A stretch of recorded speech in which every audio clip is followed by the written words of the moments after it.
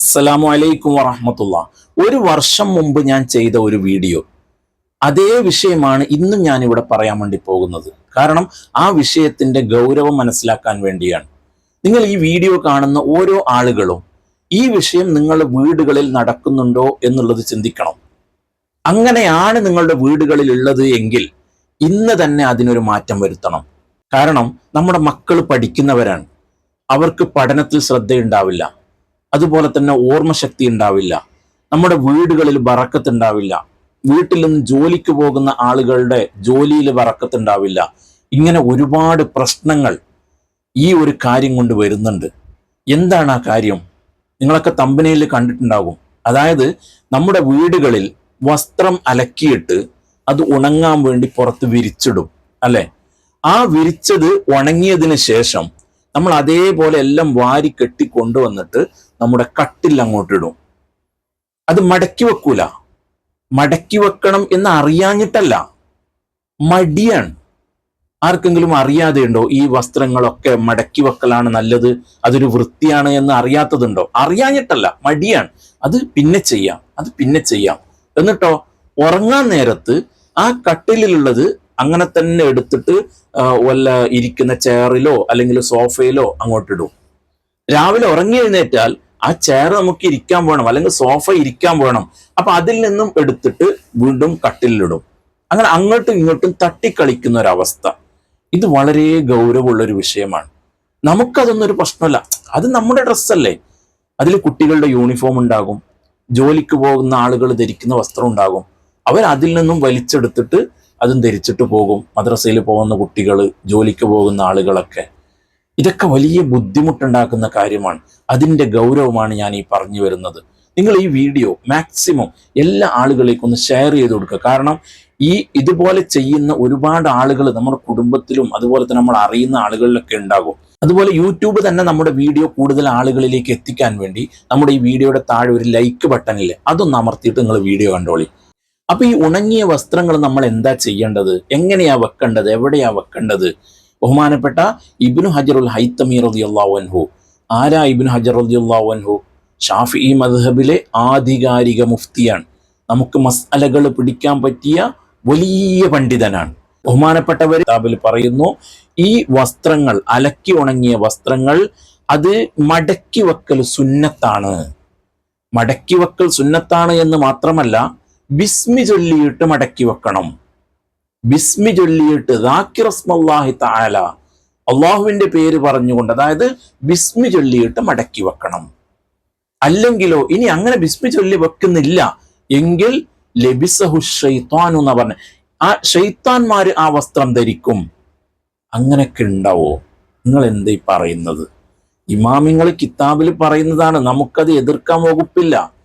ഇത് ബഹുമാനപ്പെട്ട ഇബ്നു ഹജർ റളിയല്ലാഹു അൻഹു മാത്രമല്ല, ബഹുമാനപ്പെട്ട ഇമാം മുനാവി റളിയല്ലാഹു അൻഹു, ഇമാം റംലി റളിയല്ലാഹു അൻഹു, അതുപോലെ തന്നെ സനാനി റളിയല്ലാഹു അൻഹു, ഇങ്ങനെ ഒരുപാട് ആളുകൾ പറയുന്നുണ്ട്.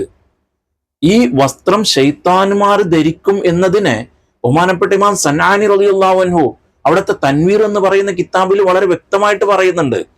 അതായത് ഈ ശൈത്താന്മാർക്ക് നമ്മുടെ പോലെയുള്ള ആ ഒരു ശരീരം ഇല്ലെങ്കിലും അവർ ആ വസ്ത്രം ധരിക്കുമെന്ന് തന്നെ ബഹുമാനപ്പെട്ടവർ പറയുന്നുണ്ട്.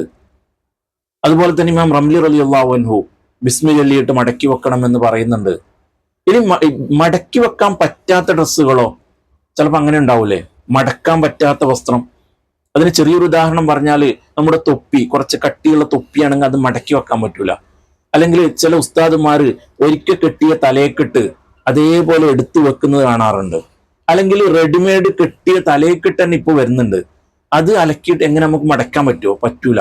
അപ്പൊ എന്താ ചെയ്യണ്ടേ? അതുപോലെ സ്ത്രീകളുടെ വസ്ത്രമാണെങ്കിലും മടക്കാൻ പറ്റാത്ത വസ്ത്രമുണ്ടെങ്കിൽ അത് നമ്മൾ എടുത്തു വെക്കുമ്പോൾ ബിസ്മി ചൊല്ലിയിട്ട് എടുത്തു വെക്കുക.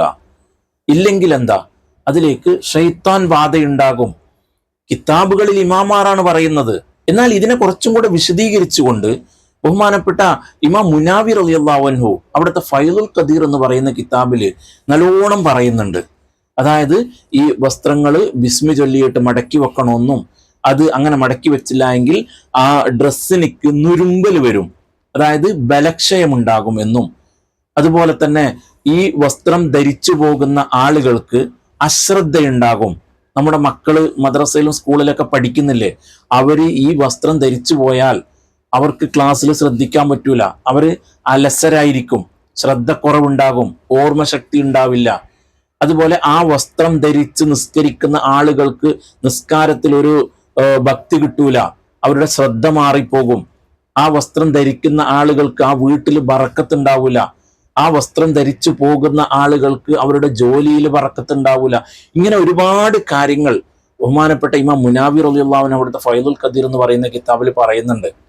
അപ്പോ ഈ കാര്യങ്ങളൊക്കെ ഇമാമിങ്ങൾ പറഞ്ഞതാണ്, വളരെ ഗൗരവമുള്ള വിഷയമാണ്. അപ്പൊ നമ്മൾ ഈ കൊണ്ടുവന്ന ഡ്രസ്സുകൾ ഉണങ്ങിയതിന് ശേഷം ബിസ്മി ചൊല്ലിയിട്ട് മടക്കി വെക്കണം എന്ന് ഇമാമിങ്ങൾ നമ്മെ പഠിപ്പിക്കുന്നു. ഇനി അങ്ങനെ ബിസ്മി ചൊല്ലിയിട്ട് മടക്കി വെച്ചില്ല എങ്കിൽ എന്താണ് പ്രശ്നം എന്ന് നമ്മൾ പറഞ്ഞു കഴിഞ്ഞു. ഇനി നിങ്ങൾ ഞാൻ നേരത്തെ പറഞ്ഞ പോലെ നമ്മുടെ വീടുകളിലെ അവസ്ഥ എന്താണ് ഒന്ന് ചിന്തിച്ചു നോക്ക്. ഇതുപോലെ അല്ലേ? അല്ല എന്ന് പറയുന്ന ആളുകൾ വളരെ കുറവായിരിക്കും. നിങ്ങളൊന്ന് ചിന്തിച്ചു നോക്ക്. അപ്പൊ അങ്ങനെ ഉണ്ട് എങ്കിൽ ഇന്ന് മുതൽ അത് മാറ്റിയെടുക്കണം. കാരണം നമ്മൾ എപ്പോഴും കാവലിനെ ചോദിക്കുന്നത് അഊദു ബില്ലാഹി മിനശ് ശൈത്വാനിർ റജീം, ആ ശൈത്താന്റെ ബുദ്ധിമുട്ടിൽ നിന്നും ഞങ്ങളെ നീ കാത്തു സലാമത്താക്കണേ അല്ലാ എന്നാണ്. മരിക്കുന്ന സമയത്ത് പോലും അതല്ലേ, ദാഹമൗത്തത് കൂട്ടിടും ഇബ്ലീസ് കൂസിനെ കാട്ടിടും, നേരം ലഈനവനാട്ടുവാൻ ബദരീങ്ങളാൽ തുണ റബ്ബനാ. ബദരീങ്ങളെ മുൻനിർത്തിക്കൊണ്ട് നമ്മൾ അള്ളാഹുവിനോട് ചോദിക്കുന്നത് എന്താ? മരിക്കുന്ന സമയത്ത് പോലും പിശാചിനെ ഞങ്ങളിൽ നിന്ന് ദൂരത്താക്കണേ അള്ളാഹ്. പക്ഷേ നമ്മൾ ഈ കാര്യങ്ങളൊക്കെ, പിശാചിന് വേണ്ട കാര്യങ്ങളൊക്കെ നമ്മളെ വീട്ടിൽ ചെയ്തിട്ട് പിശാചിനെ ഞങ്ങളുടെ അടുപ്പിക്കല്ല അള്ളാഹ് എന്ന് പറഞ്ഞാൽ എന്താണ് അതിനർത്ഥം? അതുകൊണ്ട് ഈ പിശാച് വരുന്ന കാര്യങ്ങളൊക്കെ നമ്മുടെ വീടുകളിൽ നിന്നും ഇല്ലാതെയാക്കണം. അതുപോലെ തന്നെ ഖുർആൻ ഓതുന്ന കാര്യം, അത് ഈ വിഷയവുമായി ബന്ധപ്പെട്ട കാര്യമല്ലെങ്കിലും നമ്മുടെ വീട്ടിൽ ഖുർആൻ ഓതിയില്ല എങ്കിൽ ആ വീട്ടിൽ ശൈത്താൻ വരും, ഉറപ്പാണ്. ഖുർആൻ നമ്മുടെ വീടുകളിൽ ഓതണം. അതുപോലെ തന്നെ നിസ്കാരങ്ങൾ, എല്ലാ കാര്യങ്ങളും നമ്മുടെ വീടുകളിൽ ചെയ്യുമ്പോൾ ശൈത്താന്മാർക്ക് കടക്കാൻ കഴിയാത്തൊരവസ്ഥ വരും. അപ്പോഴാണ് നമ്മുടെ വീട്ടിൽ ബറക്കത്തുണ്ടാവുക. നമ്മുടെ ജോലികളിൽ, നമ്മുടെ മക്കളുകളിൽ എല്ലാം ബറക്കത്തുണ്ടാകുന്നത് നമ്മൾ കൂടുതൽ ഖുർആനുമായും അതുപോലെ തന്നെ നിസ്കാരമായും അള്ളാഹുമായൊക്കെ ബന്ധപ്പെടുമ്പോഴാണ്. ആ ഒരു ജീവിതത്തിലേക്ക് നമ്മൾ തിരിച്ചു വരിക. നമ്മുടെ പഴയ കാലങ്ങളൊക്കെ നമുക്ക് ഓർമ്മയില്ലേ?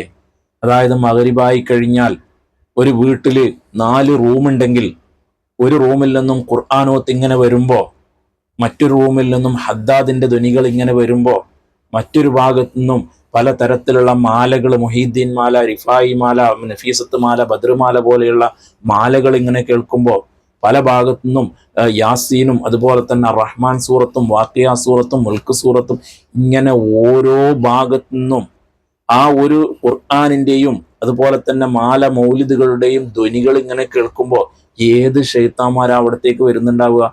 പണ്ടൊക്കെ രോഗം കുറവല്ലേ, ഇന്നൊക്കെ എന്തൊക്കെ രോഗങ്ങളാണ്, പേരുപോലും അറിയാത്ത രോഗങ്ങൾ. അള്ളാഹുവിന്റെ പരീക്ഷണമാണ്. കാരണം എന്താ?